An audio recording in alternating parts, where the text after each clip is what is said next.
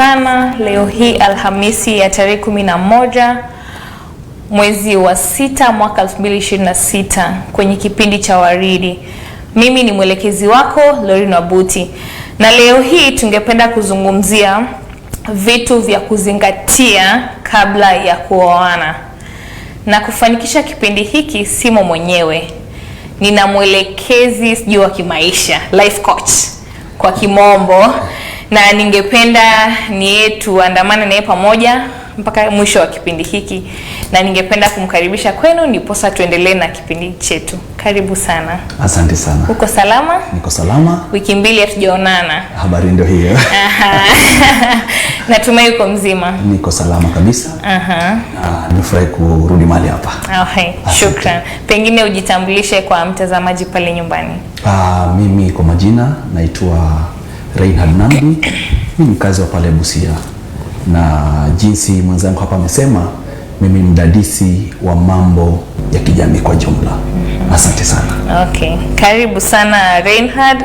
Leo tuweze kuzungumzia vitu vya kuzingatia kabla ya kuoana. Manake saa hizi jamii ya saa hizi unapata tu wasichana tu, mtu anakutana na mtu barabarani, shapata mume, shapata mke, but hawafuati ile mwelekeo kabisa ambayo inafanya ndoa zipate kulast kama pale zamani. Na ndiposa mimi na wewe tuko hapa tuelimishe, ndio to reduce hizo cases za ndoa changa kuharibika. Naam. Pengine tukianza maybe kuna hizi vipengee ambazo zinachangia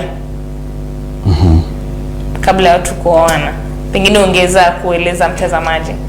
Nitasema hivi. Asante sana kwa kutafuta mada hii. Maana hizi ndo baadhi ya vitu ambazo zina affect society yetu kwa jumla. Vijana hawajui jinsi ya ama nini za kuangalia. Ikifika kwa sehemu hii yenye mtu anataka kuoa. So baadhi ya zile vipengele ambavyo utaangalia, mara nyingi mimi huanga sipeani vitu zaidi ya 3 ama 4. Unajua hiyo ndio rahisi sana mtu kukumbuka. Nitasema hivi. Baadhi ya vitu utaangalia kwanza kabla uamue ni mtu fulani ndio nitaoa ama nitaolewa na yeye. Kitu cha kwanza mimi husema utaangalia sura ama zile qualities, vitu ambazo wewe mwenyewe unapenda. Ni muhimu sana. Mara nyingi wanasema, watu wengine wanasema urembo haimati ama nini, it matters a lot. It matters a lot. Wacha nikupate ukiwa mrembo, tuzoeke pamoja. Maana watu wanasema huyu alikuwa na 6 pack, huyu alikuwa hivi, lakini wacha tuzoeke pamoja. Maana sisi kila mtu na wacha nikuchekeshe. Unajua wakati umeoa, kwa mfano kama sisi wa Kristo, ukishaoa kuoa ni mara moja. So go for the best. Ile unajua hii haitafanya niangalie nje. Hii ndo yangu, hii ndo type yangu. Manake uko na hiyo muda, hakuna mtu anafikia ati lazima uwe. Bunduki ndo hii ati lazima mna haraka. Kitu cha kwanza, angalia mtu ambaye atavutia pia. Ni kitu cha muhimu sana. Hatuwezi avoid. Maana hata sisi wa Kristo kiangalia Biblia kuanzia kwa Adam mwenyewe. Baada ya kuumbwa aliangalia Eve akasema, this is the bone of my bone, the flesh of my flesh. In other words, hiki ni kitu kizuri. Kwa hivyo endea kitu ambacho ni chako. Kuna wale wanapenda XL, kuna wale wanapenda XXL, kuna wale wanapenda large, kuna wale wanapenda small. So mimi kitu cha kwanza nimesema angalia kitu, test yako ndio ile kitu cha kwanza. Kiwe kitu cha kwanza muhimu. Kitu cha pili mimi nitasema enda ama tafuta mtu ambaye mna imani moja. Imani moja. Ni muhimu sana. Kama wewe ni Mkristo, tafuta mtu ambaye ni Mkristo.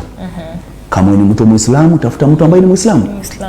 Kwa sababu gani? Unajua mara nyingi watu wanaichukulia rahisi ati mimi naweza kuwa tu Mkristo na mimi ni Muislamu na tukae pamoja. Watoto watakuja. Kila mtu ataanza kuvuta kamba kwake. Sasa watoto hawatakuwa na dini ile inayoenda. So ni muhimu sana kabla kuoana mtu, angalia dini yake, imani yake ni gani. Na pia kati ya hizi imani ya Ukristo, unajua Wakristo wako na imani tofauti. Tafuta mtu ambaye unaendana na yeye vizuri. Kuna wale wanapenda kupiga sifa, kuabudu, kuruka, kufanya nini, na kuna wale watara kabisa. So angalia imani yako. Ni kitu kingine cha pili ambacho ni muhimu. Kitu cha tatu ambacho tutasema ni ile character. ama nidhamu. Naam. Lazima uangalie mtu ambaye ako na nidhamu. Kuna mtu alisema uzuri mwanamke sio urembo tu, bali ni tabia. Tabia ni muhimu sana. Maana ukishaoa mtu atakaa pale nyumbani, kuna wageni watakuja, una jamii, una wale relatives. So lazima pia uangalie tabia. Kuna watu wako na tabia zingine za ovyo tu kabisa. Yaani tabia zile zenye hauwezi trust ama kumwamini na hata na jamii yako, wazazi wako pengine wamekuja. Maana unajua huyu mtu tabia zake si nzuri. So tabia ni kitu kingine kizuri sana ambacho lazima uangalie. Uangalie huyu mtu ana tabia gani? Mtu anaweza kaa na yeye. Na kitu cha mwisho ama kipengele cha mwisho cha tatu, mtu responsible. Ni muhimu sana upate mtu responsible. Maana ndoa si kitu tu cha kuchezea. Usipopata kwa mfano mwanaume upate mwanamke ambaye ni responsible, unajua mara mingi kulea tunalea wote, lakini role kubwa sana mtu huwa anacheza ni mwanamke. Usipopata mtu responsible, kwa maana mwanamke huwa anakuwa manager pale nyumbani. Usipopata mtu mwenye utampatia 1,000 anunue unga, afanye shopping pale nyumbani, yeye aende soko akule mandazi, akule simsi unamiwa kidogo pale nyumbani, chumvi itakosekana. So mtu upate mtu ambaye ako responsible ni kitu cha maana sana. So hivyo ndio vipengele vingine vya maana ama vikuu. Mimi na vita vipengele vikuu, ingawa kuna vile vingine vingi sana lakini hivyo ndio vingine vikuu kwangu mimi binafsi. Nashukuru sana. Hizo ni vipengele ambazo ni very very important, na at least I think ndio foundation. Nimesema I think hizo ndio foundation ya hizi zingine. In fact hizo ndio key.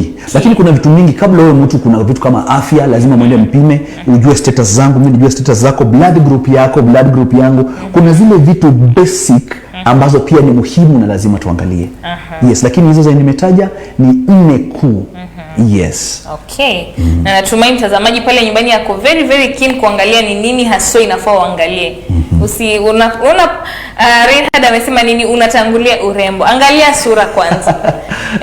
Unaona hata mwenyewe amesema, so angalia sura isije ikakuwa baadaye huyu naye nilimchagua nikiangalia wapi, ni wewe ulikuwa unamwangalia. So inafaa make the right decision, ndio baadaye usianze kurukaruka hapa na pale. Reinhard, pengine tukiulizia mapenzi, je, mapenzi peke yake yanatosha kuingia kwa ndoa? Mapenzi peke yake hayatoshi. Na nitakwambia hivi, lazima ujue ni kwa nini unaingia katika ndoa. Na hii nitakupa point moja ambayo ni kubwa sana. Kuna kitu inaitwa purpose. Hatuoani kwa sababu ya mapenzi. Mapenzi huwa zile tazitaje, yale mapochopocho ambayo yanaongezwa tu kwa kufanya watu kaa pamoja, kuoana. Lakini mapenzi sio key. Kitu key huwa inakuwa purpose. Purpose ndio key. Nitakupatia tu mfano. Kwa mfano tu, wacha nikutumie kama mfano lao. Kwa mfano una mchumba wako ama mnataka kuingia katika ndoa. Na wewe umepata mtu ni mchungaji, anachukua njia nyingine ya kanisa. Na unapata wewe mwenyewe unataka kuwa mwanasiasa, unachukua nyingine njia ya kanisa. Unajua hamwezi tembea kwa pamoja, maana wewe atakuwa anavuta huku, wewe anavuta huku. Ndio maana Biblia inasema two cannot walk together unless they agree. So kitu ambacho kinaleta watu pamoja ama itafanya ndoa ikae. Maana acha nikwambie kweli. Saa zingine haya mapenzi yanapungua ama yanaisha. Kweli. Kwa sababu gani nasema hivyo? Unapata kwa maisha ambayo tumepitia, ulikuwa na pengine kijana wa kwanza mlikuwa naye pale mkiwa high school, mkadate, ukampenda kabisa. Mkakuja mkakosana. Ukakuja ukapata mwingine ukampenda pia. Kumaanisha mapenzi haya ya kwanza yaliisha. Kumaanisha mapenzi yameisha. Lakini wakati kuna upungufu wa mapenzi ama kile kitu unafilia mtu, unapata kitu ambacho kinaweka watu ni purpose. Kwa mfano mimi ni mchungaji. Na nilikuwa naomba Mungu sana anipe mke ambaye ni muombezi. Ndio nilitaka sana kabla nioe. Na hivyo Mungu alinipatia. So unapata wakati tuna misunderstanding zile na kuna ile saa zingine umeboeka na mwenzako na vitu gani, kuna kitu ambacho kinaweka pamoja. Maana sisi kitu ya kwanza niliangalia urembo. Kitu kingine niliangalia mtu ambaye tunajua dini yetu inaendana sawa. So unapata ni rahisi sana hata wakati kuna zile misunderstanding na nini, mtu hata fikiria kutoka. Purpose, sisi wote tumeitwa kumtumikia Mungu. So unapata goal yetu ni Mungu. So destiny ni kitu cha maana sana. Purpose ni kitu kikuu. Mapenzi peke yake hayatoshi. Na mapenzi hayaliki. Saa zingine yanapungua, saa zingine yanaisha. Ndio maana watu wengine wanasema if you want to marry your best friend. Ama mtu ambaye mnaweza piga gumzo naye, mtu wa karibu, rafiki. Kwa hivyo mapenzi peke yake hayatoshi. Naam, na ni ukweli kabisa. Mimi kama ambaye namhost Reinhard nakubaliana naye, mapenzi huisha, so tuende lengo. Ingia katika ndoa ukiwa na lengo moja ama malengo mawili, si ndio? In fact, kama ni dada, uliza mwanaume, what do you see, what plans do you have, who are you? Jua hata kama ni mtu ana sura nzuri lakini malengo yenu haendi sawia, hiyo ndoa haitakaa. Maana unaona wasichana wengi ukiuliza where do you see yourself in the next maybe 5 years, wengi hawawezi jibu, maana hawajijui. Na mimi kama mwanamume nikiwa na muoa mke wangu, lazima nijue yeye ana program gani. Mungu alimuumba kwa sababu ya kusudi fulani, nijue kama inaendana na mimi ni msupport.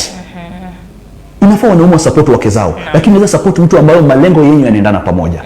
Unanipata? So ni vizuri sana dada zetu, kabla usiangalie tu mtu ati tall, dark, handsome, alafu sikizo muongeza ati beard, so wenyewe wana beard gang, wanasema beard gang, unataka hiyo, lakini sasa mtu anapiga hesabu ya siasa, lakini umeitwa kuwa mtu wa kanisa ama kitu kingine. So ni vizuri sana kana ndugu huyo, jua future yake ni gani, purpose yake kwa maisha ni gani. Ukishajua kama unaona itaendana na mambo yako, then mnaweza songa mbele, lakini bila hiyo hapo mbele haitakuwa rahisi. Hapo mbele haitakuwa rahisi. Na pengine tukiangalia watu, unapata mtu akishaoa mwenzake anasema huu nilimuoa tu kwa vile watu walitaka. Kwa vile yeye wakati alikuwa mrembo. So zile regrets baadaye. So pengine tukielezea mtazamaji, ni vitu gani ambavyo haviwezi vumiliwa wakati wa uchumba? Kitu nafaa tujue ni hii, ndoa ni ya watu wawili. Na usioe ama kuolewa kwa sababu ya mtu. Na usiende pia kwa sababu ya mtu ni mrembo. Anaweza kuwa mrembo lakini tabia ni za ovyo. Naam.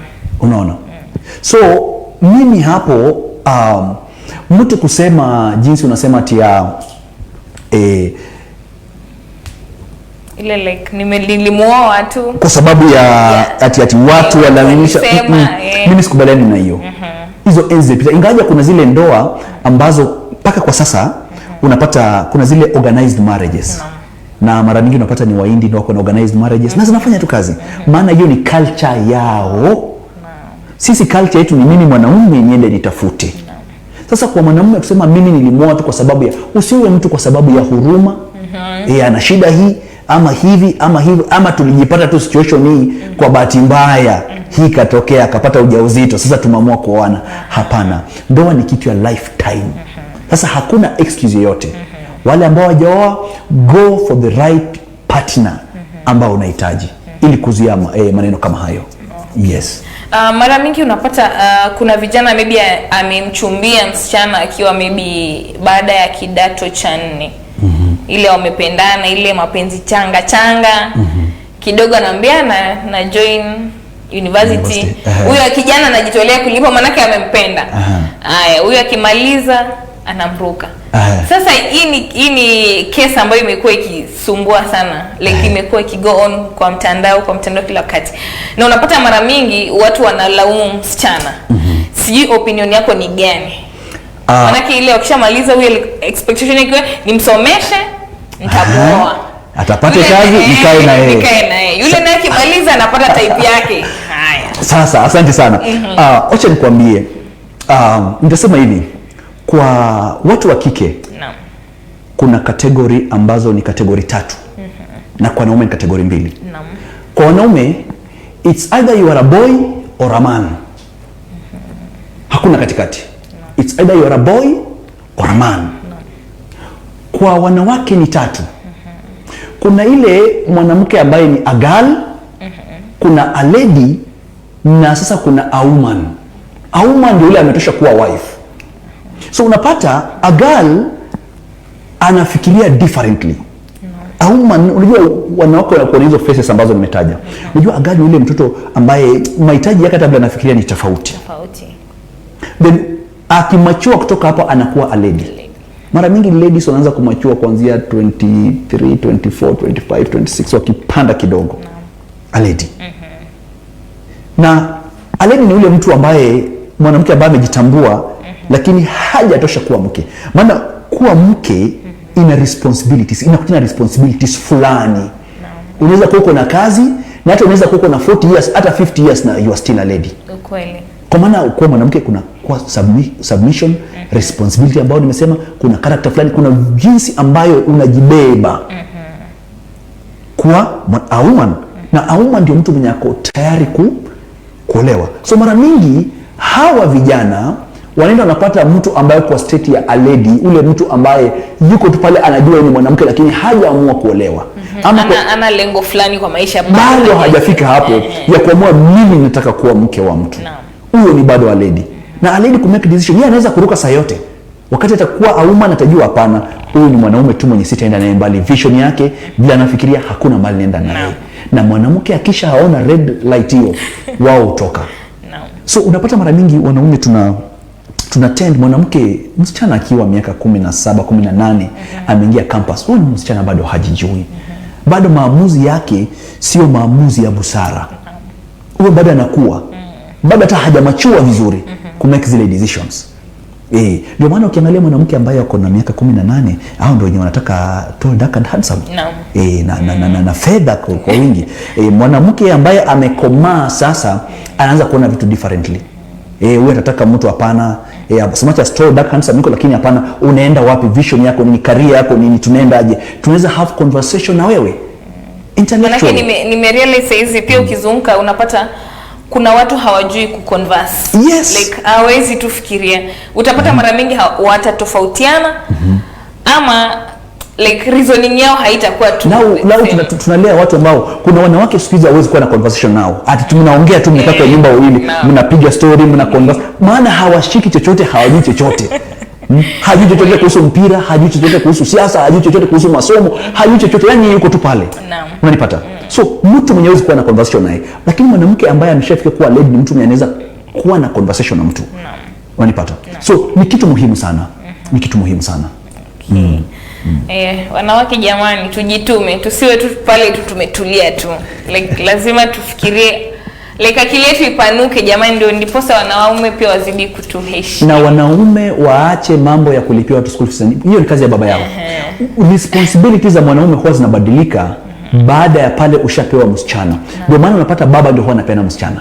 Mama yuko na baba, lakini mara mingi kuhani anasema haya, leteni mtoto. Wanapeana responsibilities zinakuwa transferred.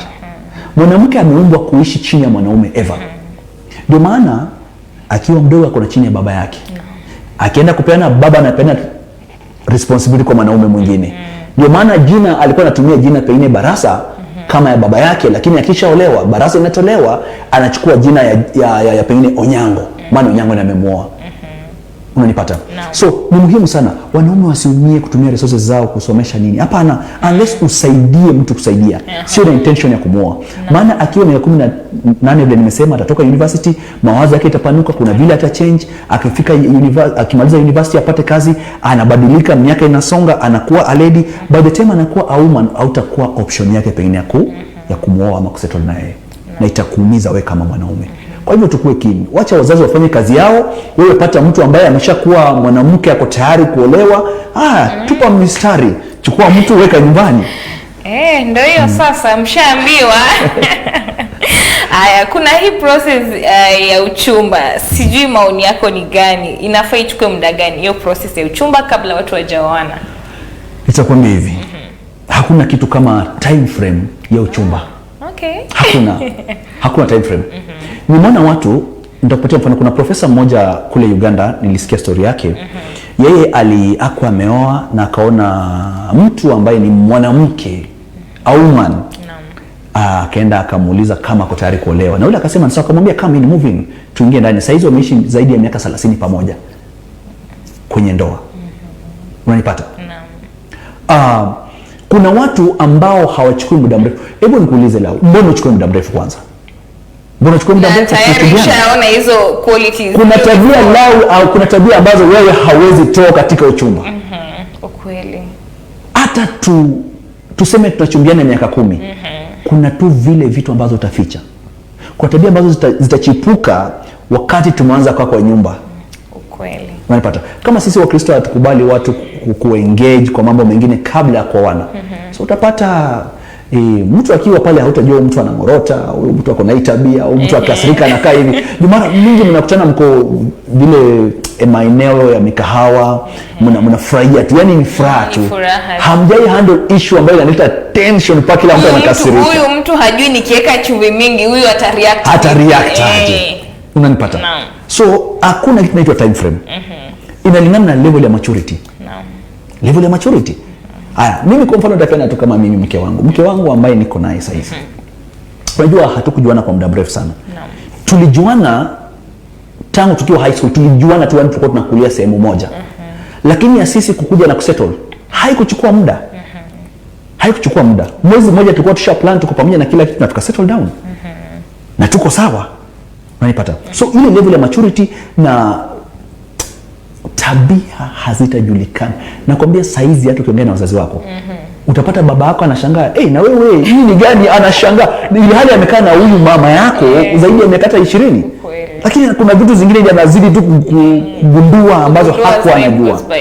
Kwa hivyo haina time frame, na time frame yangu haiwezi kuwa time frame yako. Ndio maana nakwambia haina time frame. Hata kwa Biblia ukisoma, Isaac alitumwa tu, walitumwa watu kuleta mke na akamwoa tu hivyo hivyo. Kuna wale kama Yakobo ambao ilibidi wafanye kazi kwa miaka 7. So kila mtu alikuwa na time frame yake. Haya, mtu kama Adam hakuchumbiana. Mungu alileta tu na akasema huyu ni wangu, na wakaanza kuishi. So hakuna kitu kama time frame. Yes, hakuna time frame. Manake saizi ukitembea unapata vijana hii age ya maybe 26 to 35, unaambia mtu unapanga kuoa lini? Hata hataki kusikia hiyo. Ama mimi na take time yangu, ama like mbona saizi vijana wanaogopa kuingia hivi? Unajua huwa wanasema hivi, bad news huwa inauza sana kuliko good news. Sasa siku hizi kwenye mitandao ya kijamii ni bad news ndio iko. Watakuonyesha huyu mwanaume alimwagiwa maji moto, huyu alikatwa kidole, mwanamke amepigwa meno imetoka, huyu amefanya. So unapata hivyo vitu ndio vitu ambavyo tunalisha akili yetu. Sasa tunakuwa na ile negativity kuhusu ndoa. Lakini kusema ukweli, kuna ndoa ambazo ni nzuri, ndoa ambazo zinafanya. Niacha nikwambie, wanaume wengi wanakuwa complete wakishaoa. Kuna completion fulani inakuja baada ya mtu kuoa. Hata reasoning, vitu vingi vinabadilika sana. Unakuwa complete baada ya kuoa. Lakini sasa kwa vile tumekaa kwa mitandao, tunaangalia, ukifungua page ya mtu, huyu amepiga huyu na mwiko. Unafungua hii nyingine, huyu amechoma huyu maji moto. Unafungua huyu alimwagia huyu jimoto wakati amelala kwa malazi. So unapata inafanya watu, unajua what you hear inakutengeneza wewe unakuwa nani. Inafanya watu wako na hiyo fear hata kuingia katika ndoa. Wanaogopa. Alafu kuna wale pia wamepigwa character development. Walikuwa waaminifu vitu fulani, character development ndio hiyo, wamechumbiana kwa muda mrefu, miaka 3, 4, 5. Alafu mtu anaumizwa, anaogopa wanaume, anaona wanaume ni wabaya. Hapana. So hakuna time frame. Hakuna time frame. Na watu wasiogope pia kuoa. Watu wasiogope kuoa, ndoa ni nzuri. Yeye ni testimony. Kuna zile zinafanya, ndoa ni nzuri sana. Kuna zile zinafanya, na kuna watu ambao nimeona wengi. Nimefanya utafiti vizuri, nikaona kuna ndoa ambazo zinafanya, ambazo hata watu kwa mitandao ya kijamii hawaweki.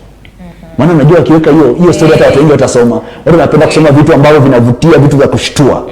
Yes, lakini ndoa ziko na zinafanya, na tumuombe Mungu atatupea majibu correct. Sasa kwa hii society ya saizi unapata mtu maybe mzazi wake anambia, maybe kani msichana anambia usioe tribe fulani, usioe wa kutoka sijui wapi, usioe mtu anakaa hivi. Je, familia zinachangia kabla kwa hii process ya uchumba? Vitu vimebadilika saizi. Kitambo ilikuwa tribes wanaangalia na nini. Ni vizuri kuangalia tribes pia. Sio mbaya. Lakini isifike kiwango wanakukataza usioe kutoka hapa na kutoka hapa. Kila tribe iko na culture yake. Na ni vizuri kuheshimu culture za watu wengine.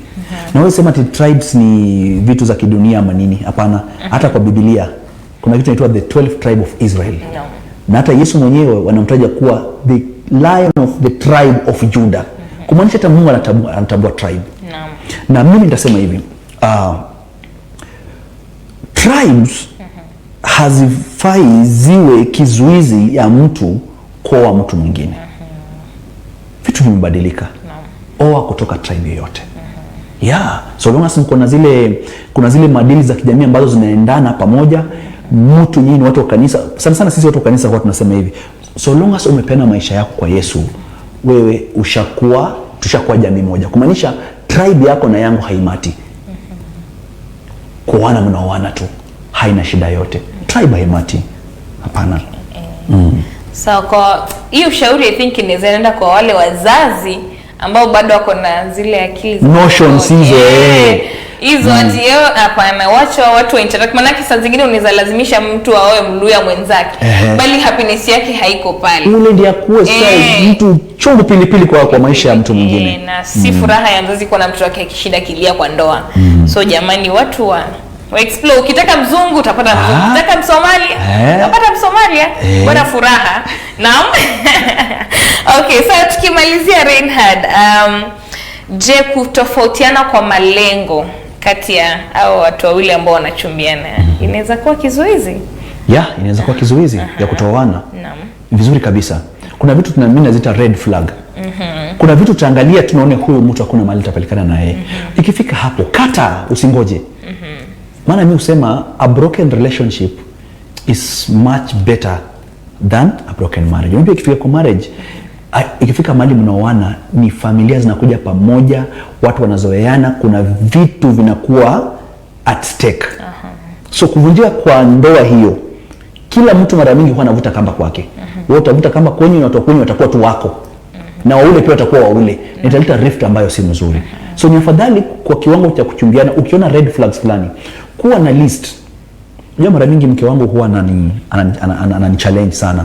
Yeye alikuwa na list ya vitu nataka mwanaume aina hii. Wakati tulikutana na yeye alitiki hizo vitu na mimi nika qualify. Jamani. Unanipata? Nika qualify pale, akaweka signature, akaona sasa ni huyu ambaye inahitaji. Kuwa na zile vitu na alikuwa ameniambia yeye uniambia angeona red flag vitu fulani. Hiyo hata ukue handsome ama ukue mtu aina gani, hata ukue na pesa kiasi gani, red flags zenye ameona ni red flag. So mimi na washawishi wanadada kuwa na malengo, kuwa na zile points. Nataka mtu aina hii na hii na hii, wewe Mungu akusaidie akualign upate. Na pia wanaume pia waangalie, nataka mke aina hii na hii na hii, na Mungu atakusaidia align. Ni vizuri sana. Lakini ukiona red flags, usiassume red flags. Pengine mmekosana na mtu siku moja, misunderstanding, ameinua mkono ni kama anataka kupiga ama hata amekupiga. Lakini unasema hapana, nitamsamea tu, yeye ilikuwa hasira. Wacha nikwambie, ukiingia katika ndoa hiyo utakuwa ngoma.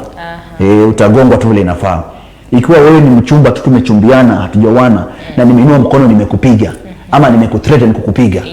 Ama siku moja umenikasirisha kwa restaurant, nimekuacha hapo hivyo, mimi nimeenda. I'm telling you, hizo ni red flags. Usiassume vitu kama hizo. Maana mbele kwenye ndoa pia itakuwa hivyo. Ni easy ku avoid hizi red flags, ndio zinafanya hizi cases mingi zinakuwa unasikia alianza tu, alinichapa, akasema pole. Ndio hiyo sasa. Kidogo murder case. Ati nilishtukia. Hakuna kitu kama hiyo. Hakuna kitu kama hiyo. Watu wa work kwa emotions zao before hata waingie kwa marriage. Na in fact sometimes it's good to trigger these things. Uone mtu akasirika na behave aje. Kweli kabisa. Uone huyu akasirika na kaje. Kuna yule atakasirika hata nyamaza, atasema ni sawa, mtasolve. Lakini kuna yule mwingine ataropoka. Ujue mimi ni mwanaume, lakini huyu ni kasuku hii. Nikichukua huyu nikae naye huyu ni wa kuropokwa. Niweza kustahimili kuropokwa kwake. Pengine mimi ni yule mtu mwenye sipendi watu kunitolea sauti na kunini. Na kuna wale kutoa sauti, wewe piga tu kelele kumaliza tutasolve. So lazima uangalie vitu kama hivi. Ni muhimu sana. Okay. Yaani nimefurahi sana manake Reinhard amesema inafaa una trigger. Unafinya ile button nyingine. Test before you trust. Jaribu, tupa mchele, tupa uone huyu mtu anakaaje. Mimi nilitest mtu wangu sana. Mimi ni mtu nilimtest sana. Nilimtest sana, nikaona huyu ni mtu responsible. Character tick. Responsibility tick. God fearing tick. Nikaona huyu atakuwa mama watoto wangu. Jaribu hizo vitu, test before you trust. Hata mimi nimetest. I think out of 10 nimetest kama 7. Hakikisha hizo 3 zingine maliza kwanza. Nizione hizo buttons. Maliza hizo 3 hizo. Sawa, tukimalizia Reinhard, maybe umuhimu wa ushauri na nasaha kabla ya kuoana. Ni vizuri sana mimi usema hivi, kabla mwingie katika ndoa, mkuwe na ile mashauri. Mashauri ni muhimu sana. Maana kuna na premarital counseling na watu hawajui kuna kitu kinaitwa post marital counseling. So kuna vitu tutakwambia kabla uingie kwenye ndoa na kuna vitu tutakwambia baada ya kuingia kwa ndoa, mmekaa baada ya wiki moja ama wiki mbili ama mwezi mmoja, na tena nawaita naambia sasa tuliwapatia kikombe na certificate, sasa ndio mwanza kuishi sasa. Unanipata? So ukihiwa umeambiwa kwa mfano lao vitu ambazo unaenda kutana nazo katika ndoa, ukiingia pale ukutane navyo havita kushock sana ama havita kupiga butua sana kuliko ule mtu ambaye hajui. Nikwambia kuna wakati maisha itakuwa soft na kuna wakati maisha itakuwa ngumu, mahali mtakosana mpaka siku moja mbili hamtaongea. Ukiingia pale ikifika wakati mmekosana utajua kumbe hii niliambiwa. Ni tofauti sana mtu mwenye anajua hii ni bed of roses. Ukweli. Ni bed of roses lakini kuna thorns pale ndani. But lazima ukue na ile ukue intentional ya kwamba hizi thorns tutazivunja, tutazitoa na tutapita. Ingia pale ukijua mimi naingia, sitatoka, niko pale kufanya ikitu work. Maana marriage iko na both sides of the coin. Kuna wakati kufurahi lakini kuna misunderstanding ambazo zitakuwa. Lakini jinsi mna solve ama hizi misunderstanding zenyu ndio huanga zinafanya marriage inadumu. So ni vizuri kupitia wale counselors waambie huyu mtu, kuna watu ni masanguini, kuna wengine ni melancholic. So jua personality ya mtu, itakuwa rahisi kujua personality ya mtu. Huyu anakaanga tu hivi akasirika, huyu anakaa hivi. So inakuwa rahisi hamgongani vile. Ina reduce na enjoy marriage yako. Maana wanasema ukijua ukimkasirisha na kupiga kelele wewe tulia, lakini ukipiga kelele nyewe bala. Shukran sana. Natumai mpenzi mtazamaji umefurahia kipindi kama nilivyofurahia. Maana pia mimi nimejifunza na natumai wewe pia umejifunza. So Reinhard, maybe uambie mtazamaji neno la mwisho kwa wale ambao wako kwa ile process ya kuchumbiana mwata kuoana. Wape ushauri sasa. Mimi nitasema hivi. Wacha tujue kwamba ndoa ni kitu ambacho kilitengenezwa na kuumbwa na Mungu. Na ndoa ni nzuri. Mungu hakutengeneza kitu chochote kibaya. Ndoa ni nzuri na ndoa zinafanya. Msiogope kuoa na kuolewa. Work on yourself, be ready. Hebu olewa, toa jamu, toa jamu. Toa watu watoe jamu. Shukrani sana. Asante. Shukrani sana jamani, toeni jamu. Yeye ni life coach na akona ile knowledge kabisa. Sasa akiwaambia inafahamu fuati. Na yeye pia ni mshauri wa mambo ya ndoa, natumai. Kabisa. So pia mnaweza mtafuta ili awashauri. Ndiposa mkimwona hapo mnasema ule jamaa alimsaidia sana. Na ni hivyo tutazidi kugrow pamoja na tuendeleze jamii yetu. Na natumai nyinyi wote pale nyumbani mmejifunza mambo yote kuhusu za kuzingatia kabla ya kuoana, na sisi tuko hapa kwa ajili yenu. Tutapatana tena Alhamisi ijayo kwenye kipindi cha Waridi. Tuzidi kuelimishana na kufahamishana jinsi ya kuishi pamoja katika jamii. Nimekuwa mwelekezi wako Binti Lauren Wabuti.